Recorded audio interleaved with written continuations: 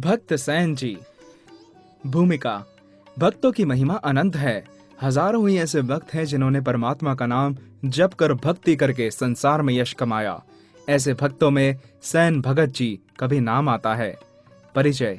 Shri San जी के जन्म व परिवार के विषय में कुछ विशेष जानकारी प्राप्त नहीं होती, परंतु इतना अवश्य कहा जा सकता है कि वह जाति से नाई थे। सैन जी के समय में भक्ति की लहर का जोर था। भक्त मंडलियां काशी व अन्य स्थानों में बन चुकी थी। भक्त मिलकर सत्संग किया करते थे। सैन नाई जी एक राजा के पास नौकर थे। वह सुबह जाकर मालिश व मुट्ठी चापी किया करते थे। एक दिन संत आ गए। सारी रात कीर्तन होना था।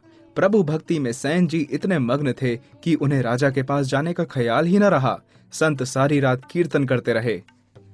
राजा ने सुबह उठना था और उसकी सेवा होनी थी। अपने भक्त की लाज रखने के लिए भक्तों के रक्षक ईश्वर को सैन जी का रूप धारण करके राजा के पास आना पड़ा। भगवान ने राजा की सेवा इतनी श्रद्धा के साथ की कि राजा प्रसन्न हो गया। प्रसन्न होकर उसने अपने गले का हार उतारकर सैन जी के ब्रह्म में भगवान को दे दिया। भगवान मुस्कुराए और हार ले लिया।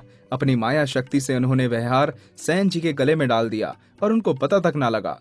प्रभु भक्तों के प्रेम में ऐसा बंध जाता है कि वश में होकर कहीं नहीं जाता।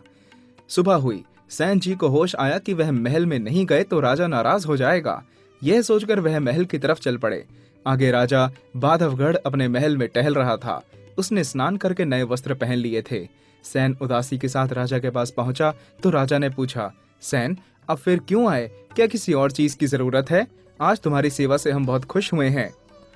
सैन ने सोचा कि राजा मेरे से नाराज है। उसने कांपते हुए विनती की, महाराज क्षमा कीजिए, मैं नहीं आ सका। भक्त जन आ गए थे तो रात भर कीर्तन होता रहा। यह बात सुनकर राजा बहुत हैरान हुआ। उसने कहा, आज तुम्हें क्या हो गया है? यह कैसी बात कर रहे हो? मेरे पास तुम समय पर आए।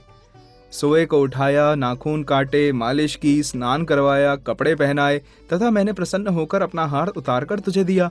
वह हार आज तुम्हारे गले में है। सैन ने देखा उसके गले में सचमुच ही हार था।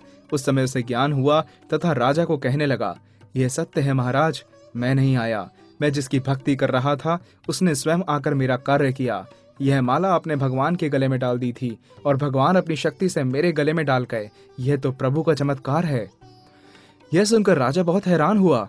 वह सैन जी के चरणों में नतमस्तक होकर कहने लगा, भक्त जी, अब आपको राज्य की तरफ से खर्च मिला करेगा। अब आप बैठकर भक्ति किया करें। ऐसे हुए भक्त सैन नाई जी। कबीर और रविदास जी की तरह आपकी महिमा बेअंत है।